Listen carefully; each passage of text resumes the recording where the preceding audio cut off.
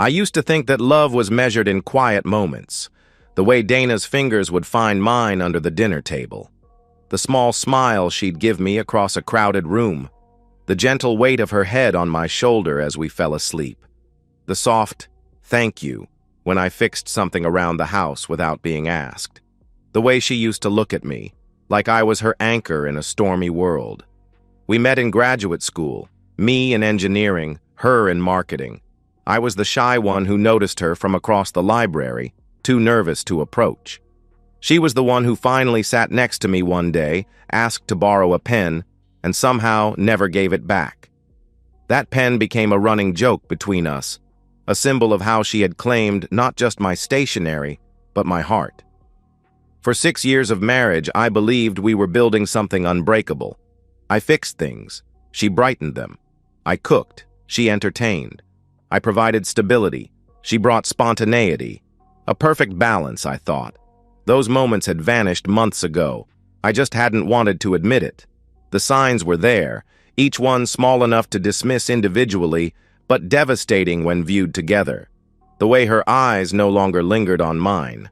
How her touch had become perfunctory, a habit rather than a desire.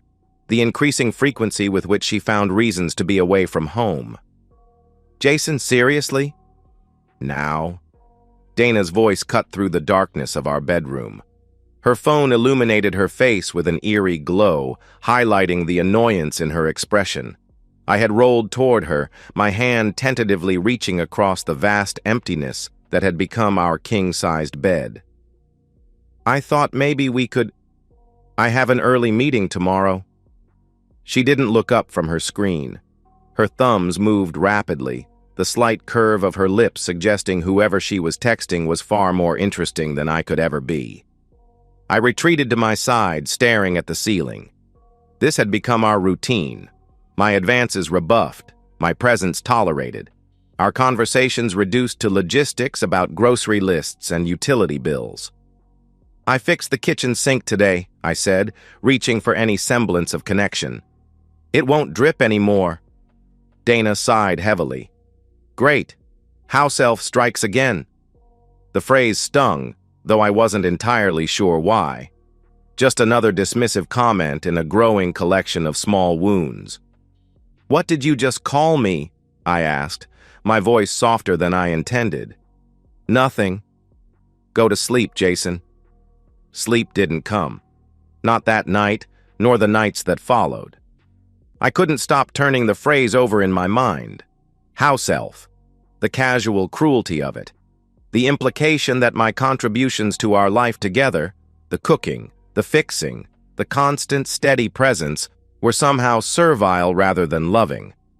I started noticing other changes. The way Dana angled her phone away when I entered the room.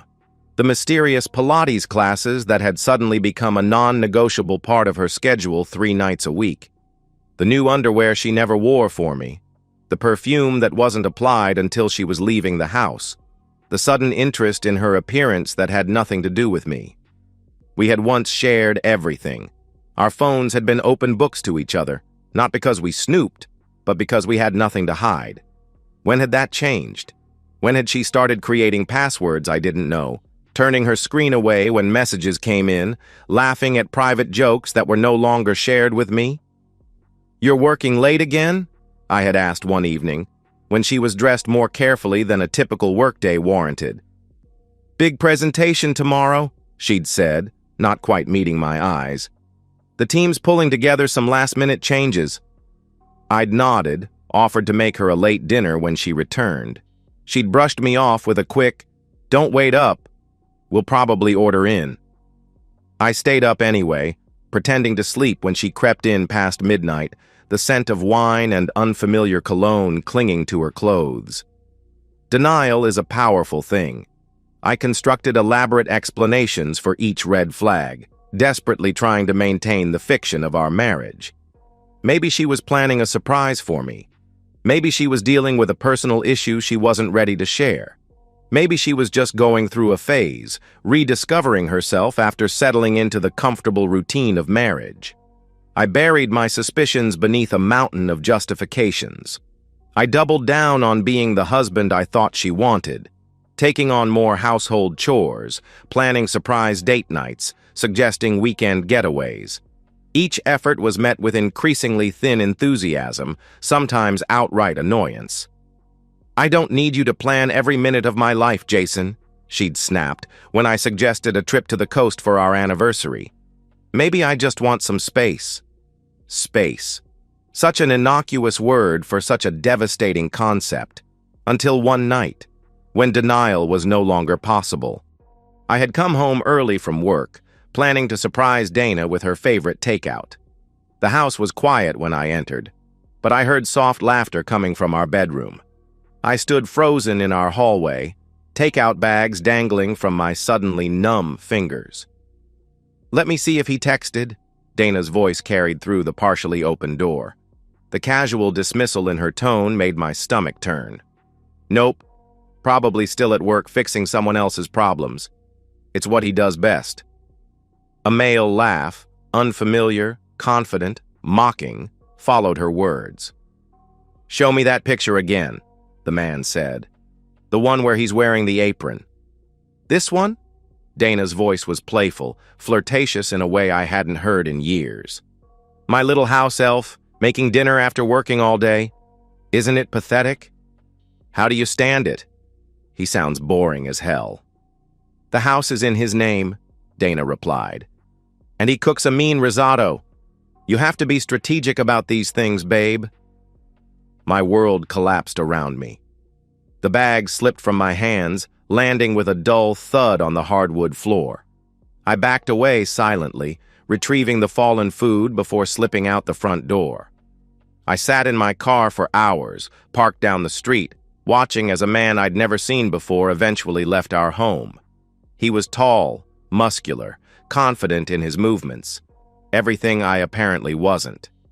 That night, I slept in a hotel. I needed space to think, to plan. Dana called twice, but I texted that I was working late on an emergency project and staying with a colleague closer to the office. She didn't question it. She didn't care. I returned home the next evening with a calm I didn't know I possessed. Dana was in the kitchen, scrolling through her phone. "Hey," she said without looking up. "There's leftover pizza if you want it." "Thanks." I set my laptop bag down. "I was thinking of redoing the bedroom." That got her attention. She glanced up, confused. "What?" "The bedroom. I thought I'd upgrade it. Smart lighting, better sound system, maybe some motion-activated features." I kept my voice casual, matching her indifference with practiced precision. Dana snorted, returning to her phone. "Whatever makes you happy, I guess." "It would be nice to have some ambiance," I continued, "for when we're intimate." This time her laugh was sharp, cutting. She set her phone down and looked at me with naked contempt. "Why would I sleep with you when I've got better waiting for me after Pilates?"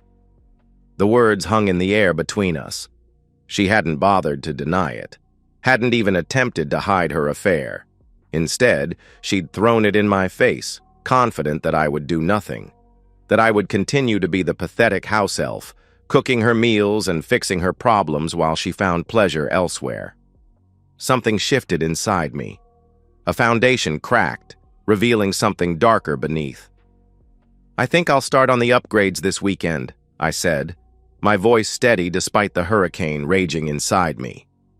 Dana's phone pinged. She picked it up, a small smile playing on her lips. "Do whatever you want, Jason. I won't be here anyway. Girls' weekend with Rachel." Rachel, her cover for the affair. How had I not seen it before? "That sounds nice. Have fun." Her eyes narrowed slightly, suspicious of my easy acceptance, but she merely shrugged and went back to her phone. That night, as Dana slept, I went through her phone. The password hadn't changed since we'd first started dating. Her childhood dog's name. The evidence was immediate and overwhelming. Messages to her lover, describing their encounters in graphic detail. Screenshots of my texts to her, shared with her friends alongside mocking comments. A group chat where they referred to me as the house elf, and speculated about how long it would take me to discover their affair. Worse were the messages to her parents, playing the victim, claiming I was emotionally unavailable, that I prioritized work over our marriage, that she was desperately trying to make things work while I remained distant. I took screenshots of everything, backing them up to a secure cloud account. Then I replaced her phone exactly where I'd found it and went to sleep on the couch. Sleep didn't come easily. My mind raced through every conversation, every dismissive gesture, every excuse she'd made over the past months. The puzzle pieces clicked into place with sickening clarity. How long had it been happening? 6 months? A year? Had there been others before Ryan? I felt physically ill, rushing to the bathroom to empty the contents of my stomach. In the harsh fluorescent light, I stared at my reflection, the face of a man who had been thoroughly, expertly deceived. A man who had cooked meals for his wife while she texted her lover from the dining table. A man who had fixed a leaky faucet while his wife shared mocking photos of him with her friends. The humiliation burned worse than the betrayal. Not just the affair itself, but the public spectacle she had made of me. The group chats, the screenshots, the house elf nickname that had apparently become a running joke among people I'd never met. By morning, my shock had crystallized into something colder, harder. I didn't confront her over breakfast. I didn't throw her phone at the wall or demand explanations. Instead, I kissed her on the cheek as she scrolled through Instagram, told her I'd pick up dinner on my way home, and left for work as if nothing had changed. On my lunch break, I made 2 calls, one to a divorce attorney and one to a friend who worked in IT security. The attorney advised me to gather evidence but take no action until I was ready to file. My IT friend listened to my situation with growing outrage. "I can help you set up a surveillance system," he offered. "Something discreet but comprehensive." "Is that legal?" I asked. "In your own home?" "Absolutely. Just avoid bathrooms or anywhere with a reasonable expectation of privacy." I considered this. "What about streaming capabilities? You thinking of going live with whatever you catch?" "Something like that." There was a pause. "That gets into murky territory, legally speaking. But technically, easy to set up." That evening, I began researching smart home systems with an intensity that would have alarmed Dana had she been paying any attention. But she wasn't. She was too busy with her phone, with her secret life, with her calculated betrayal. The next few weeks were a masterclass in deception, not from Dana, but from me. I played the oblivious husband perfectly. I began the bedroom renovations, installing blackout curtains, color-changing LED strips, advanced speakers, and motion sensors. Dana rolled her eyes at each new addition, but her disdain was useful. It meant she paid no attention to the additional modifications I made. Hidden cameras in strategic locations, microphones sensitive enough to capture whispered conversations. Every device connected to a central hub, which I controlled from a custom app on my phone. I programmed specific routines, tested connections, and ensured seamless operation, all while maintaining my role as the dutiful, clueless husband. I was waiting for the perfect opportunity. It came when Dana announced she was attending a weekend yoga retreat. I pretended to believe her, then announced my own plans to visit my brother 2 states away. "The whole weekend?" she asked, a hint of excitement in her voice that she couldn't quite conceal. "Yes. I'll leave Friday afternoon and be back Sunday night. Will you be okay alone?" The concern in my voice was convincing. Dana's smile was even more so. "I'll manage somehow," she said, already typing on her phone. That Friday, I made a show of packing my bag and loading it into my car. I kissed Dana goodbye, noting how she barely returned the gesture, her mind already on her upcoming rendezvous. I drove away, circled the block, and parked in the lot of a nearby shopping center. Then I walked back to our neighborhood, letting myself into the empty house of a neighbor who was away on vacation. A neighbor who had given me their key years ago, when I'd offered to water their plants during their frequent trips. From there, I waited, watching the feed from our home security cameras on my tablet. Dana spent an hour getting ready, longer than she'd spent preparing for our last anniversary dinner. She changed outfits 3 times, styled her hair, applied makeup with meticulous care. The transformation was remarkable. She looked beautiful, radiant in a way she never looked for me anymore. At precisely 7:30, the doorbell rang. Dana's lover, Ryan, according to the texts, stepped inside. Their greeting was immediate and physical. No pretense, no warming up. Their desire for each other was palpable even through the security footage. They didn't waste time with dinner or conversation. Within minutes, they were in our bedroom, the bedroom I'd spent weeks modifying. I watched as they undressed each other, as they fell onto the bed we'd purchased together when we'd first moved in, dreams of a future family still bright in our minds. I took a deep breath and opened my custom app. With one tap, I activated ambiance mode. Inside our bedroom, the blackout curtains suddenly closed with a mechanical whir. The lights shifted to a bright, clinical white, illuminating every detail of their naked bodies. The speakers came to life with my recorded voice. "Welcome to ambiance mode. Streaming now." Dana and Ryan froze. The confusion on their faces was almost comical. "What the f***?" Ryan scrambled to cover himself. "What's happening?" Dana's eyes darted around the room, landing on one of the small cameras I'd hidden. Her face went pale. "Jason?" Her voice was small, fearful. I didn't respond. Instead, I activated the second phase of my plan. The speakers began to play a recorded compilation.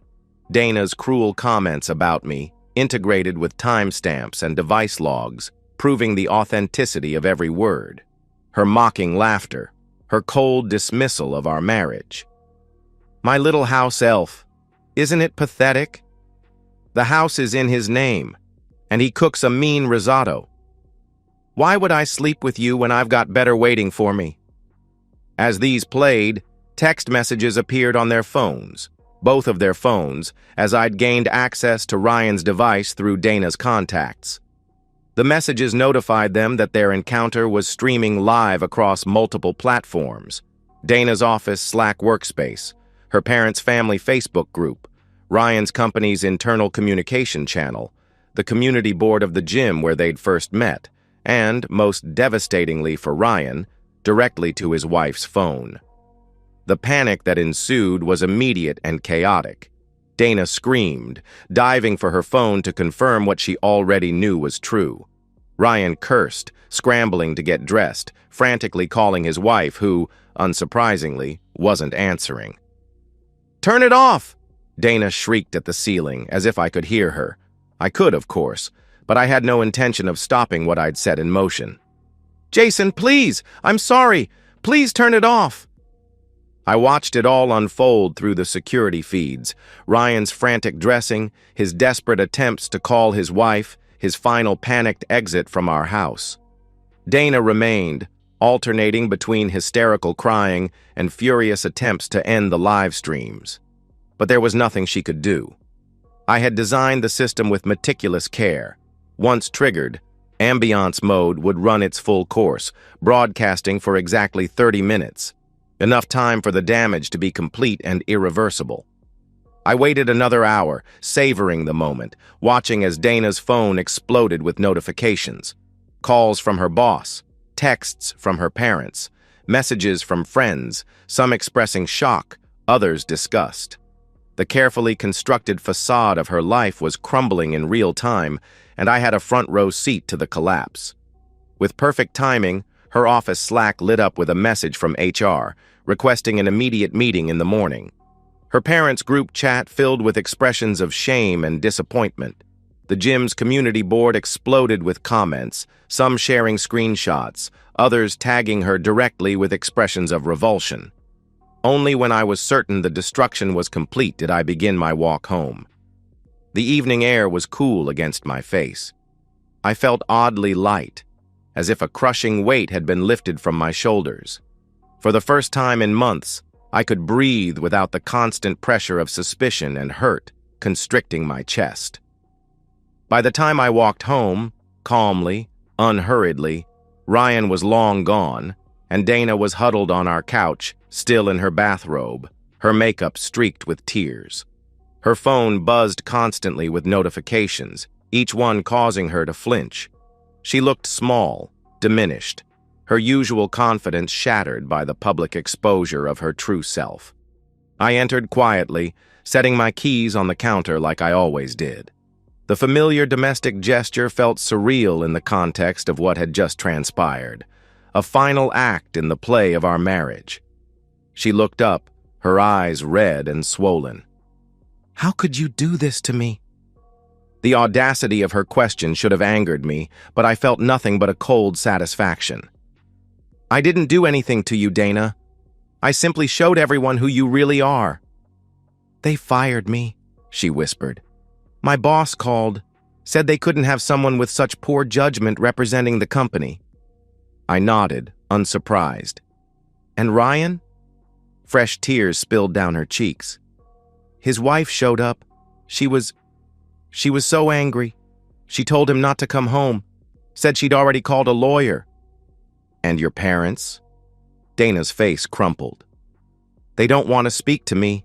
My dad said, he said I'm no longer their daughter." I moved to the kitchen, filling a glass with water. My hands were steady, my breathing even. "You should pack your things." "What?" "This house is in my name, as you've so helpfully pointed out to Ryan many times. I want you out by morning." "You can't be serious." Dana stood, her shock genuine. "Where am I supposed to go?" "That's not my problem." I took a sip of water. "You've made it abundantly clear that I'm nothing more than a convenience to you." "Well, the convenience has ended." "Jason, please. I made a mistake. We can work through this." I looked at her, really looked at her. The woman I'd loved for 8 years. The woman who had systematically dismantled my self-worth with casual cruelty. The woman who had laughed while betraying me. "There's nothing to work through, Dana. Our marriage ended long before tonight. The difference is that now we both know it." She tried several more arguments. Tears. Pleading. Even attempted seduction, as if I could ever touch her again without seeing her in our bed with Ryan. But my decision was made. I remained unmoved. By morning, she had packed a suitcase and called an Uber. Before she left, she turned to me one last time. "You've ruined my life," she said, her voice hollow. "No," I replied calmly. "You did that yourself. I just made sure you couldn't ruin mine too." The weeks that followed were surprisingly peaceful. I moved into our guest room, speaking to Dana only when absolutely necessary. She alternated between tearful pleas for forgiveness and bitter accusations that I had overreacted. Neither approach moved me. I had crossed a threshold beyond which her manipulation had no power.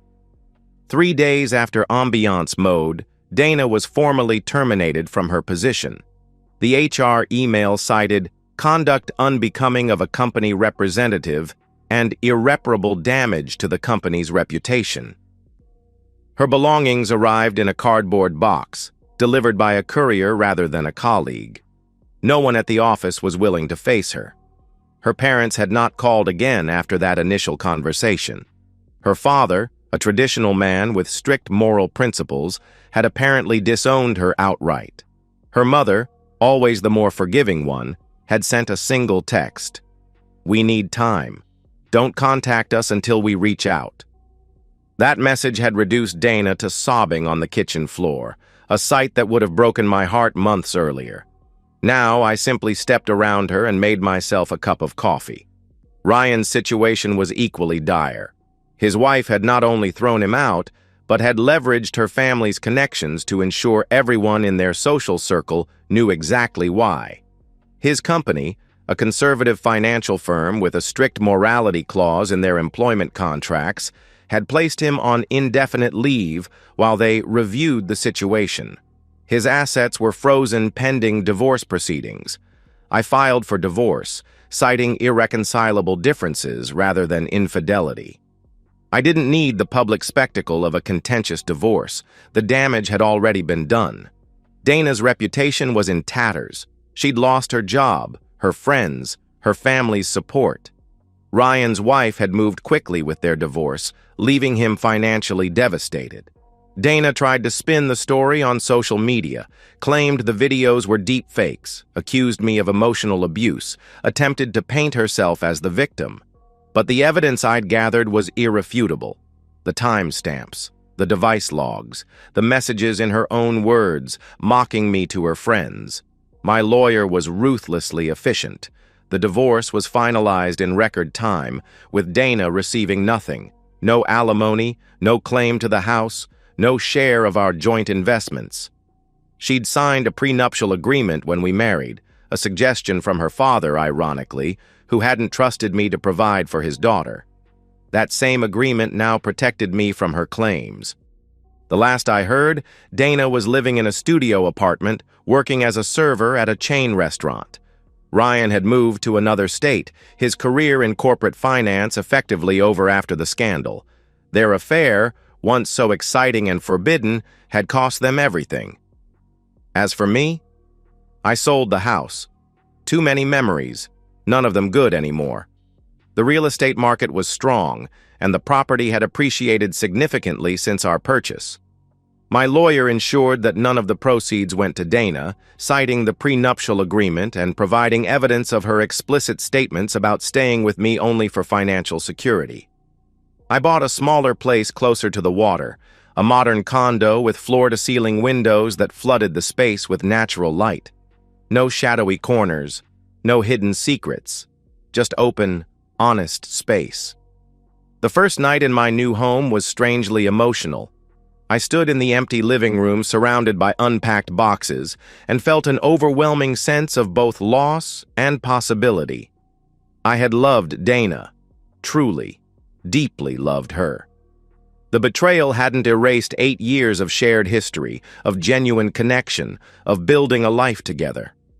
I allowed myself one night of mourning for what we had lost, for the future we would never have. By morning, I was ready to begin again. I furnished the place sparsely, with pieces chosen for comfort rather than show. I hung no photos from my marriage, kept no mementos of Dana. Instead, I filled the walls with new art, abstract pieces that spoke to me of movement and transformation. I adopted a dog from the local shelter, a mixed breed with soulful eyes who needed someone as much as I did. My IT friend who had helped set up the ambiance mode system checked in regularly, concerned about my isolation. At his insistence, I joined him for weekly poker nights, where I met other men going through divorces or major life transitions. Their stories varied, but the underlying themes were consistent: betrayal, disillusionment, and ultimately, rebuilding. Slowly, I reclaimed parts of myself that had been submerged during my marriage. I discovered I enjoyed kayaking, something Dana had always dismissed as boring outdoor stuff. I took cooking classes, expanding beyond the practical meals I'd prepared for us into more experimental cuisine. I traveled alone for the first time since college, a 2-week trip to Japan that Dana had always vetoed as too far and too foreign. Quiet, clean, peaceful. Every night I turn on the smart lights I installed myself, programming them to shift through calming blues and greens. Sometimes I sit on my balcony, watching the water, allowing memories to surface and then drift away like the tide. I'm not angry anymore. The betrayal still stings when I think about it, but those moments are increasingly rare. I've started cooking for pleasure again, inviting friends over for dinner parties. I've rediscovered hobbies abandoned during my marriage. I've even started dating, cautiously, honestly. Women who appreciate directness, who understand that trust, once broken, takes time to rebuild. Sometimes I think about Dana and Ryan, about how quickly their lives unraveled. I don't regret what I did. I simply ensured that actions had consequences, that betrayal carried a cost. Some might call it revenge, but I prefer to think of it as justice. Cold, calculated and proportionate to the crime. Every evening as the sun sets over the water, I activate my new smart home system with a simple voice command, ambiance mode. The lights dim to a warm golden glow. Soft music fills the room, and I smile to myself, at peace in my solitude. After all, ambiance is everything. And that's the end of today's story. If you enjoyed it, please give this video a thumbs up and drop a comment below. Your support helps the algorithm push my content further. If you're new to the channel, don't forget to hit that subscribe button. It really helps me keep creating more stories for you. Thanks for watching, and I'll see you in the next one.